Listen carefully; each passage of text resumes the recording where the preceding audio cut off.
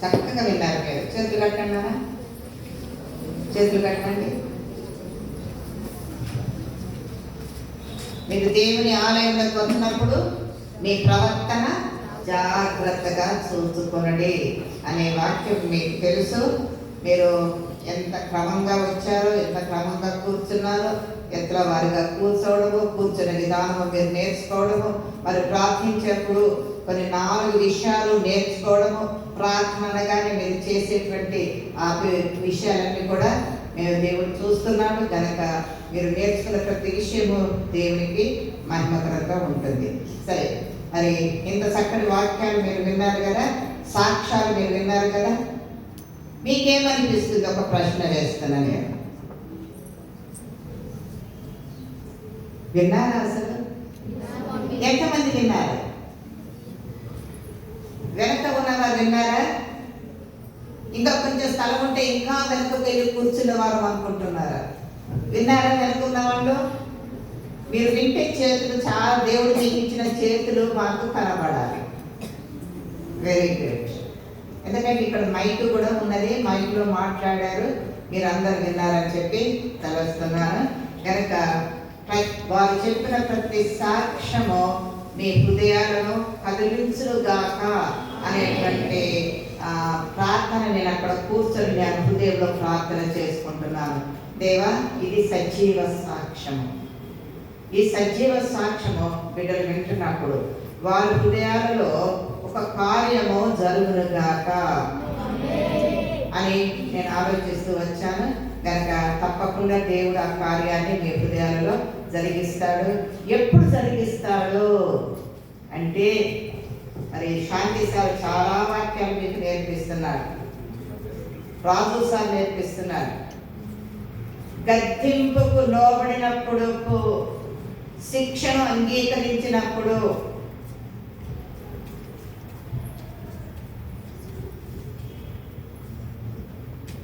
పొరపాట్లను సరిదిద్దినప్పుడు మీరు ఒప్పుకొని సరిదిద్దుకున్నప్పుడు చాలా మార్పులు జరుగుతూ ఉంటుంది. సరే, మీరు ప్రత్యేకంగా గుర్తు పెట్టుకోవాల్సిన విషయానికి నేను చెప్పాలనుకున్నాను. నేను 45 సంవత్సరాల యొక్క చరిత్ర అంటే మొదటి నుండి ఏ విధంగా ఇది స్థాపింపబడింది, ఎలా స్థాపింపబడింది, మరి ఏదైనా స్థాపించాలంటే మరి ఒట్టొట్టుగానే అది స్థాపన జరగదు. ఈ కథ అంతా కూడా మీకు చాలా మందికి నేను చెప్పాను. అయితే ఇందులో నేను రాసిన విషయాలు కొన్ని ప్రత్యేకంగా మీకు నేను తెలియజేయాలి.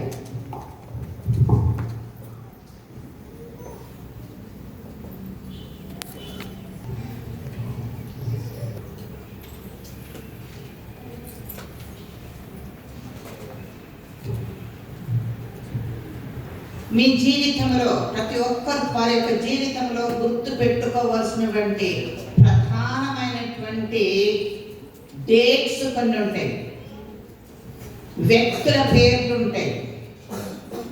వ్యక్తులను గుర్తించుకోవాలి, ఆ డేట్స్ను గుర్తించుకోవాలి, ఆ స్థలాలను గుర్తించుకోవాలి. వారి ద్వారా మీరు నేర్చుకున్నటువంటి ప్రతిది కూడా గుర్తించుకోవాలి. ఇప్పుడు సాక్ష్యాలలో కొన్ని మీరు విన్నారు. ఇక్కడ ఈ దయానిలయం కొన్ని గుర్తులో పెట్టుకుంది. దయానిలయము ఎప్పటికీ కూడా ఈ వీరిని మర్చిపోదు. ఇది ప్రధానమైన విషయంగా దేవుడు ఏర్పాటు చేశాడు. దయానిలయం యొక్క స్థాపన కొరకు ఏర్పాటు చేసినటువంటి పద్ధతి ప్రకారంగా దయానిలయం అనేది ఏర్పాటైనది. ఇది దైవ నిర్ణయము. దయానిలయం అనేది ఏర్పాటు అవ్వడము దైవ నిర్ణయము. గనుక దేవుడు సిద్ధపరిచాడు. ఎలా సిద్ధపరిచాడు? ఈ దయానిలయమును కట్టకముందే మరి దేవుడు ఒక స్థలాన్ని ఇచ్చాడు. అది డాడీకి ఒక స్థలాన్ని, ఒక దైవజనుడు అని చెప్పి, అంటే ఆయన కూడా ఒక దైవజనుడే, పెద్ద పదవిలో ఉన్నటువంటి ఆయన, ఆయన ఎవరంటే ఇక్కడ ఉన్నది doctor Zaheer Ahmed, former ambassador to Arabia, Secretary to Nizam Trust Fund, and advisor to AP government on rural development. ఈయన ప్రెస్టన్ ఇన్స్టిట్యూట్కు పునాది రాయి వేశాడు. మరి డాడీ స్లేటర్ వాళ్ళతో కలిసి మేమంతా కూడా రూరల్ డెవలప్మెంట్ అనేటువంటి మినిస్ట్రీలో ఉన్నప్పుడు అయ్యగారు పరిచయం అయినప్పుడు, ఈ జహీర్ అహ్మద్ అనగా ఆయన పరిచయం అయినప్పుడు ఆయన ద్వారా ఎన్నో గొప్ప కార్యాలు ప్రెస్టన్ ఇన్స్టిట్యూట్కు జరిగినవి. మరి డాడీని చూసి, John, you are doing most wonderful ministry, rural development అనేది చాలా ప్రాముఖ్యమైనది. నేను అప్పుడు కరీంనగర్లో తాను పనిచేస్తున్నాడు. నేను నీకు 5 ఎకరాల భూమి ఇస్తాను, కరీంనగర్ ప్రాంతంలో ఇస్తానన్నాడు. మాకు అప్పుడు భూముల మీద, జాగాల మీద ఏ ఆశలు లేవు. అప్పుడు డాడీకి లేవు, నాకు లేవు, ఏమీ లేవు. ఆయన అన్నాడు, నీవు కావాలనుకుంటే ఈ 5 ఎకరాల ల్యాండ్లో నీవు ఏదైనా డెవలప్ చేసుకోవచ్చు. కానీ మేము జనగాంలో ఉంటున్నాం కనుక డాడీ దానికి ఏం జవాబు చెప్పలేదు. కానీ తనకు తానుగా ఈ భూమిని what ever you want to do, ఇది నువ్వు ఏమి చేయాలనుకున్నా కానీ ½ ఎకర్ ల్యాండ్ నీకు నేను ఇస్తాను అని. జహీర్ అహ్మద్ గారు ఎంత గొప్ప వ్యక్తో తెలుసు కదా. అంత గొప్ప వ్యక్తి ఇది కట్టకముందు, దీనికి ప్రణాళిక లేకముందు, జగత్తు పునాది వేయకబడక ముందే దేవుడు మన విషయం ఎరిగిన దేవుడు సిద్ధపరిచాడు. హల్లెలూయా, హల్లెలూయా. దేవుడు ముందుగా సిద్ధపరిచాడు. ఆయన హృదయంలో అది దేవుడు పెట్టాడేమో. ఈ ల్యాండ్ ఆయన చేత డొనేట్ చేయబడింది. తర్వాత కథ కొంతవరకు మీకు తెలుసు. మరి ఏంటంటే దీనికి ఎవరు వేశారు, ఎవరు సహాయం చేశారు అనేది తెలుసు. అయితే మరి స్థలం ఉన్నది, ఒక కట్టడం కట్టాలి అనేటువంటి దేవుడు ఏర్పాటు చేశాడు. స్పాట్ సిటీ క్యాన్సర్స్ నుంచి మరి ఒక జవాబు వచ్చింది. మరి ఆ స్థలము కొనడానికి ఎవరంటే కుమారస్వామి అంటే ఆయనే అప్పుడు ఈ స్థలాన్ని చూపించినప్పుడు కొనడం జరిగింది. తర్వాత ఎవరు దీనికి ప్లాన్ వేశారు అంటే సి అబ్రహాం అనేటువంటి ఒక ఇంజనీర్, డాడీ యొక్క క్లాస్మేట్. ఆయన దీనికి ప్లాన్ చక్కగా వేశారు. దీన్ని కట్టిన వారు మొట్టమొదట 8 గదులు కట్టిన వారు ఎవరంటే మరి మత్తయ్య అన్నని గిరిగడ్డలో ఉంటాడు. ఆయన డాక్టర్ దేవసహాయం మనకి అధ్యక్షుడు చాలాసార్లు వచ్చి ఉంటాడు. వారి యొక్క తండ్రి గారు మేడ మత్తయ్య గారు, వారు దీనికి కాంట్రాక్టర్గా ఉండి క్రింద డౌన్ ఫ్లోర్ గదులన్నీ కూడా ఆయన కట్టాడు. తర్వాత ఈ డెవలప్మెంట్ అంతా కూడా ఏ విధంగా అయ్యింది, భవన నిర్మాణ విషయంలో నేను చెప్తున్నాను. ప్రియమైన బిడ్డలారా, భవన నిర్మాణమే కానీ అప్పటి నుండి ఇప్పటి వరకు మరి దేవుని యొక్క సహాయం ఏ విధంగా దయాలయానికి వస్తూ ఉన్నది. దేవుడు ఏర్పాటు చేసిన కార్యక్రమం ప్రకారంగా జరుగుతూ వచ్చింది. మొట్టమొదటి గోల్డ్ నుంచి నటించేవారు 20 సంవత్సరాలు సహాయపడ్డారు 60 మంది పిల్లలకు, తర్వాత 100 మంది పిల్లలకు. అప్పుడు వాళ్ళు కమ్యూనిటీ డెవలప్మెంట్ మార్పు జరిగినప్పుడు 5 సంవత్సరాలకు ముందే ఇది మేము క్లోజ్ చేయబోతున్నాము అన్నప్పుడు దేవుడు ఇంకొక మార్గాన్ని తెరిచాడు. మరి తెలిసినటువంటి ద్వారము మరి ఎవరైతే నిన్న తిరుమల చూశారో వారికి బోర్డుని ఏర్పాటు చేశారు. వారి ద్వారా కొంత సహాయము మనకు రావడము జరుగుతూ వచ్చింది. సరే, ఈ విధంగా ఇంతవరకు 45 సంవత్సరాల వరకు దేవుడు తన యొక్క కాపుదలలో, తన భద్రతలో మరి జరుగుతూ ఉంటే ఇంకా తను చేసిన ఏర్పాట్లు, నేను కానీ డాడీ కానీ అమెరికా దేశానికి సంవత్సరం వెళుతూ అక్కడ ఏ విధమైనటువంటి ఎవరి దగ్గరికి మేము వెళ్ళలేదు. దేవుడు పంపిస్తూ వచ్చాడు. మనమందరం కూడా వచ్చేవారికి స్వాగతం చెప్తున్నామా? స్వాగతం చెప్తున్నామా? ఎవరి హృదయాన్ని దేవుడు కదిలిస్తే వాళ్ళు వస్తున్నారో మనకు తెలియదు. కాబట్టి దేవుడు తన బిడ్డలను పంపిస్తున్నాడు. ఏదైనా మనకు కొరత ఉంటే ఆ కొరతను చూస్తున్నారు. ఈ భవనాల యొక్క అభివృద్ధి వారు మీ ప్రార్థన ద్వారా జరిగింది. హల్లెలూయా. మీ ప్రార్థన అందుకే ప్రార్థనకు చాలా ప్రాముఖ్యత ఇవ్వాలి అని నేను చెప్తున్నాను. ప్రార్థనకు పునాది వేయబడినటువంటి ఈ దయాలయము అభివృద్ధిలోకి వస్తూ ఉన్నదంటే 60 మందితో ఉన్నటువంటి బిడ్డలు 100 మందికి అయ్యారు. 100 మంది అయినటువంటి బిడ్డలు పెరుగుతూ వచ్చారు. కాబట్టి ఇదంతా కూడా ప్రార్థన ద్వారా దేవుడు సమకూరుస్తూ వచ్చినటువంటి విషయాలన్న సంగతి మీరు జ్ఞాపకంలోకి పెట్టుకోవాలి.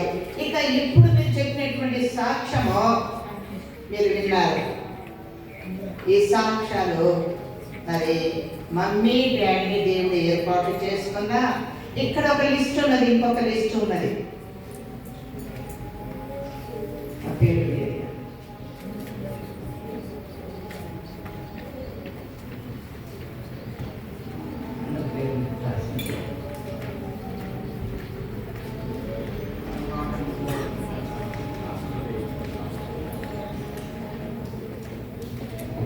అప్పటి నుండి ఇప్పటి వరకు కూడా ఎవరు మీకు గురువులుగా, మేట్రన్స్గా, వార్డెన్స్గా, వంటవారుగా, కేర్ టేకర్స్గా ఉండి పరిచర్యలు అందించినటువంటి వారు ఎవరు? వారిని మేము సెలెక్ట్ చేసుకోలేదు. దేవుడు నడిపించినటువంటి వారిగా దేవుడు వారిని ఇక్కడికి పంపించాడు. వాళ్ళ పేర్లు కూడా ఇక్కడ నేను రాశాను. వారిని నేను మర్చిపోలేదు. వారు చేసిన సేవలు నేను మర్చిపోలేదు. వారి పేర్లను మర్చిపోలేదు. వారు ఎక్కడెక్కడ ఉన్నారో కొన్ని సందర్భాలలో మాకు తెలియకపోవచ్చు, కానీ వారు మా హృదయాలలో ఉన్నారు. వారి సేవలు మా హృదయాలలో ఉన్నది. వారు చేసినటువంటి సేవ గణనీయమైన సేవగా ఇలాంటి సాక్ష్యాలు ఈరోజు మీరు వినగలుగుతూ ఉన్నారు. మరి మమ్మీ డాడీ ఏం చేశారు? మమ్మీ డాడీ తప్పకుండా స్టాఫ్ అంతా కూడా అంగీకరించేది. I'm so happy. దేవుడు పంపినటువంటి స్టాఫ్ గా వీరంతా వచ్చారు. They are all new people. కొత్తగా వచ్చినటువంటి వారే, కొత్తగా ఇక్కడ జాయిన్ అయినటువంటి వారే, కొత్తగా ఎక్కడో పనులు చేసి వచ్చినటువంటి వారు కాదు. Am I right, Shanti? Yours was first appointment here. Raju, first appointment. ఎవరెవరైతే ఇక్కడ ఫస్ట్ అపాయింట్మెంట్ డాక్టర్లు మేరీ స్టేట్ హాస్పిటల్ కూడా చేసిన వారు ఫస్ట్ అపాయింటీస్ అని అక్కడ పనులు చేసి వచ్చారు. చాలా గొప్ప డాక్టర్లు అయ్యారు. ఇక్కడ కూడా మొట్టమొదటిగా వచ్చినటువంటి వారికి ఎంత చక్కటి తరబేతి వారు పొందుకున్నారు.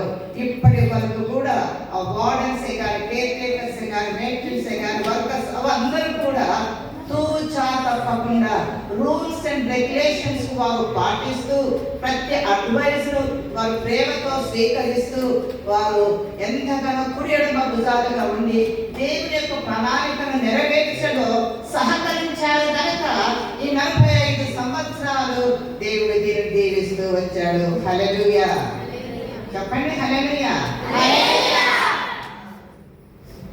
కనుక I'm so grateful to God. I'm so thankful to God. దేవుడు చేసినటువంటి ఈ యొక్క కార్యము దేవుడు నెరవేర్చుకుంటూ వచ్చాడు. అన్ని సదుపాయాలు కలిగిస్తూ వచ్చాడు. ఏ బిడ్డని ఇక్కడికి రావాలో వారిని రప్పించుకుంటూ వచ్చాడు. ఏ బిడ్డలను దీవించాలనుకున్నాడో వారిని దీవిస్తూ వచ్చాడు. ఏది నేర్చుకోవాలో అది తన యొక్క బిడ్డల ద్వారా నేర్పిస్తూ వచ్చాడు. కనుక ఇక్కడ ఉన్నటువంటి వారందరూ కూడా మొదటి నుండి ఉన్నటువంటి వారి యొక్క పేరు నేను చదువుతాను.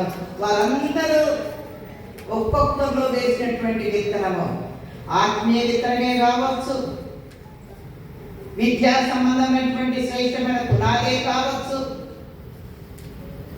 ఆధ్యాత్మికంగా మిమ్మల్ని ఎన్నో రీతిగా పెంచినటువంటి పద్ధతే కావచ్చు, క్రమశిక్షణే కావచ్చు, సోషల్గా మిమ్మల్ని మర్యాద చక్కటి సిటిజన్స్గా మీరు భారతదేశంలో ఉండాలని ఆ మర్యాదలే కావచ్చు, మన దేశపు కల్చరే కావచ్చు, నేర్చుకొని ఏవైనా ఉన్నా అది నేర్పించేటువంటి రీతిగా దయాలయమో సిద్ధంగా ఉండి మీకు నేర్పించింది.